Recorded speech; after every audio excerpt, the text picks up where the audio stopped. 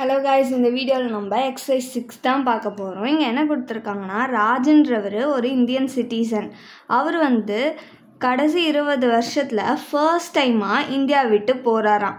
என்னைக்குன்னா 25/11/2022 calendar year 2023 அவர் இந்தியாவுக்கே திரும்ப வராரு. எப்போனா 1 செப்டம்பர் 2023. அதுக்கப்புறமா அவர் ஒரு 20 days மட்டும் இந்தியாவில் இருக்கார். கேலண்டர் இயர் 2024 அவர் இந்தியாவுக்கு அவர் வரவே இல்லையா. ஆனால் அவர் எப்போ இந்தியாவுக்கு வராருன்னா January 15, 2025 திரும்பி வராரு.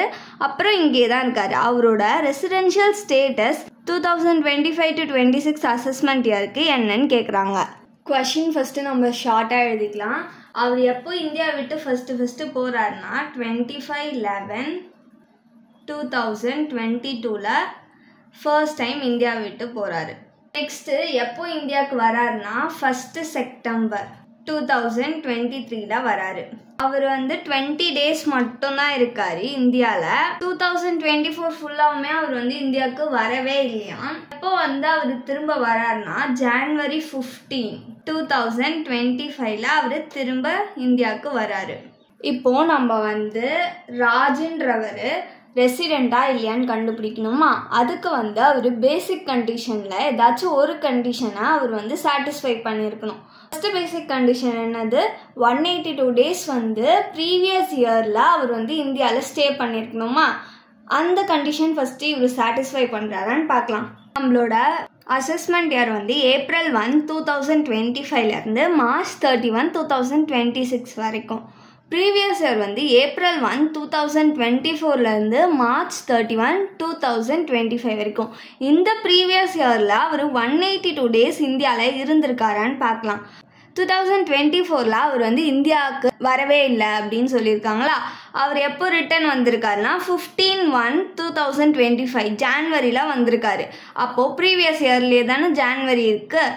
ஸோ 15 அன்னைக்கு வந்திருக்காரு. அப்போ 14 days அவர் வெளிநாட்டில் தான் இருந்திருக்காரு. ஜான்வரியில் மொத்தம் 31 days -14 பண்ணோன்னா நம்மளுக்கு 17 கிடைக்கும். 17 days ஜான்வரியில் இந்தியாவில் இருந்திருக்காரு. ப்ளஸ் ஃபெப்ரவரியில் 28 days ப்ளஸ் மார்ச்சில் 31 days. மார்ச் தானே நம்மளுக்கு ப்ரீவியஸ் இயர் முடியுது. ஸோ அதனால் இப்போது இது மூணுத்தையும் ஆட் பண்ணால் நம்மளுக்கு 76 days கிடைக்கும். 76 days தான் அவர் ப்ரீவியஸ் இயரில் இருந்திருக்காரு. அப்போ ஃபஸ்ட்டு பேசிக் கண்டிஷன் அவர் சாட்டிஸ்ஃபை பண்ணலை. இதை நம்ம வேர்டிங்ஸில் எழுதிக்கலாம். First basic condition under section 6 of 1 182 days அப்படின்னா அதுக்கு மேலே இந்தியாவில் ஸ்டே பண்ணியிருக்கணும் ப்ரீவியஸ் இயரில் அப்படின்ற கண்டிஷனை இவர் சாட்டிஸ்ஃபை பண்ணலை. அப்போ நம்ம என்ன பண்ணணும், செகண்ட் பேசிக் கண்டிஷனை இவர் சாட்டிஸ்ஃபை பண்ணியிருக்காரான்னு பார்க்கணும். செகண்ட் பேசிக் கண்டிஷன் என்னது, நம்மளுக்கு 60 days ப்ரீவியஸ் இயரில் இருந்திருக்கணும். அவர் 76 days இருந்திருக்காரு. அப்போ 60 daysக்கு மேலே இருந்திருக்காரா. நெக்ஸ்ட் என்னது, 4 preceding previous இயரில் அவர் 365 days இருந்திருக்கணுமா. 4 preceding previous இயர்னா April 1, 2020 இருந்து March 31, 2024 வரைக்கும் தான் 4 preceding previous இயரா. இதில் அவர் 365 days ஸ்டே பண்ணியிருக்காரான்னு பார்க்கலாம். ஃபஸ்ட்டு அவர் எப்போ இந்தியா விட்டு போகிறாருன்னா 25/11/2022 தான் போகிறாரு. அப்போது 20 to 21 அவர் இந்தியாவில் தானே இருந்திருக்காரு. அப்போ 365 days இங்கே தான் இருந்திருக்காரு. நெக்ஸ்ட்டு 2021 to 22 25 நவம்பரில் தான் போயிருக்காரு. இங்கே நம்மளோட இயர் என்னது, April 1, 2021 to March 31, 2022 இந்த இயர் முடிஞ்சிருச்சு. அப்போ இங்கேயும் அவர் 365 days இருந்திருக்காரு. நெக்ஸ்ட்டு இங்கே April 1, 2022 ஸ்டார்ட் ஆகுதா இயரு. March 31, 2023 முடியுது. அவர் எப்போ ஃபஸ்ட்டு டைம் இந்தியா விட்டு போகிறாராம். எப்போ அவர் இந்தியா விட்டு போகிறாருன்னா 25/11/2022 போகிறாரு. ஏப்ரலில் இருந்து நவம்பர் வரைக்கும் இங்கே தான் இருக்காரு. ஏப்ரலில் எவ்வளோ டேஸ் நம்மளுக்கு 30 days. ஏப்ரலுக்கு அப்புறம் மேல 31, ஜூனில் 30 days,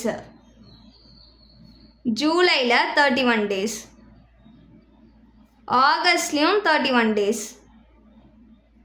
செப்டம்பரில் 30 days, அக்டோபரில் 31 டேஸ். நவம்பர் 25 வரைக்கும் தான் அவர் இந்தியாவில் இருந்திருக்காரு. ஸோ நவம்பரில் 25 டேஸ். இப்போ இது எல்லாத்தையும் ஆட் பண்ணோம்னா நம்மளுக்கு 239 டேஸ் கிடைக்கும்.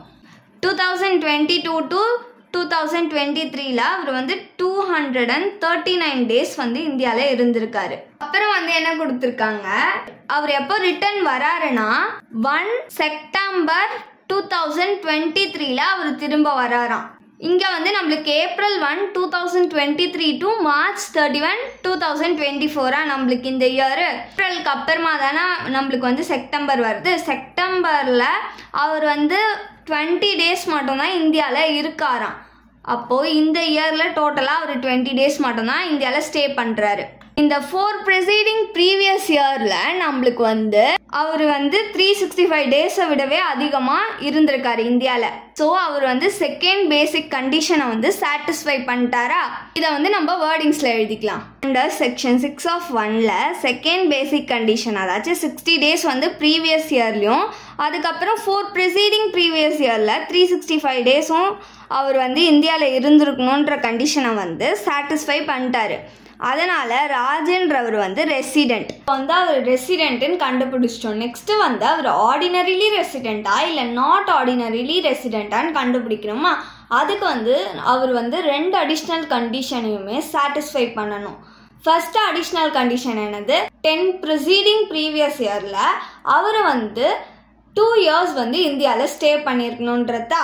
10 ப்ரிசீடிங் ப்ரீவியஸ் இயர்னா ஏப்ரல் 1 2014ல இருந்து மார்ச் 31 2024 வரைக்கும் 10 ப்ரிசீடிங் ப்ரீவியஸ் இயர்.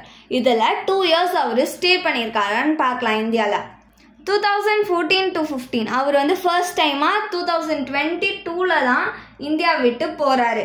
அப்போது 2014 to 15 வரைக்கும் அவர் இந்தியாவில் தானே இருந்திருக்காரு. அப்போ இங்கே 365 டேஸ். நெக்ஸ்ட்டு 2015 to 16லையும் அவர் வந்து இந்தியாவில் தான் இருந்திருக்காரு. ஸோ இங்கேயும் 365 டேஸ். அப்போ வந்து 10 ப்ரிசீடிங் ப்ரீவியஸ் இயரில் அவர் வந்து 2 இயர்ஸ்மே அவர் வந்து இந்தியாவில் தான் இருந்திருக்காரு. அப்போ இவர் வந்து ஃபர்ஸ்ட் அடிஷ்னல் கண்டிஷனை சாட்டிஸ்ஃபை பண்ணிட்டாரு. நெக்ஸ்ட் அடிஷ்னல் கண்டிஷன் என்னது, நம்மளுக்கு 7 ப்ரிசீடிங் ப்ரீவியஸ் இயரில் 730 டேஸ் வந்து அவர் இந்தியாவில் ஸ்டே பண்ணியிருக்கணுமா? ஏப்ரல் 1 2017ல இருந்து மார்ச் 31 2024 வரைக்கும் நம்மளுக்கு வந்து 7 ப்ரிசீடிங் ப்ரீவியஸ் இயர். ஸோ இதில் வந்து அவர் 730 டேஸ் வந்து ஸ்டே பண்ணியிருக்காரான்னு பார்க்கலாம். அவர் 2022ல தானே ஃபர்ஸ்ட் டைம் இந்தியா விட்டு போகிறாரு. அப்போ வந்து 2017லேருந்து 18 வரைக்கும் அவர் இந்தியாவில் தான் இருந்திருக்காரு. So 366 days. 2018ன்றது நம்மளுக்கு லீப் இயர், அதனால 366 டேஸ். 2018லேருந்து 19 வரைக்கும் அவர் இந்தியாவில் தான் இருந்திருக்காரு. So 365 days. இது ரெண்டுத்தையும் ஆட் பண்ணோன்னா நம்மளுக்கு வந்து 731 டேஸ் கிடைக்குமா? அப்போ வந்து அவர் 7 ப்ரிசீடிங் ப்ரீவியஸ் இயரில் 730 டேஸ்க்கு மேலே வந்து இந்தியாவில் இருந்திருக்காரு. அப்போது செகண்ட் அடிஷ்னல் கண்டிஷனையுமே அவர் வந்து சாட்டிஸ்ஃபை பண்ணிட்டாரு. இதை நம்ம வேர்டிங்ஸில் எழுதிக்கலாம்.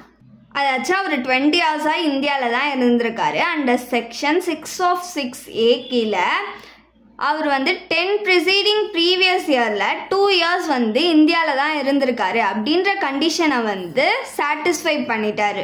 நெக்ஸ்ட்டு செகண்ட் அடிஷ்னல் கண்டிஷன் என்னது, 7 ப்ரிசீடிங் ப்ரீவியஸ் இயரில் 730 டேஸ் வந்து அவர் இந்தியாவில் தான் இருந்திருக்காரு அப்படின்ற கண்டிஷனையும் அவர் வந்து சாட்டிஸ்ஃபை பண்ணிட்டாரு. அதனால் ராஜன்றவர் வந்து ரெசிடெண்ட், அதுக்கப்புறம் ordinarily resident. 2025 to 26 assessment year. Thanks for வாட்சிங்.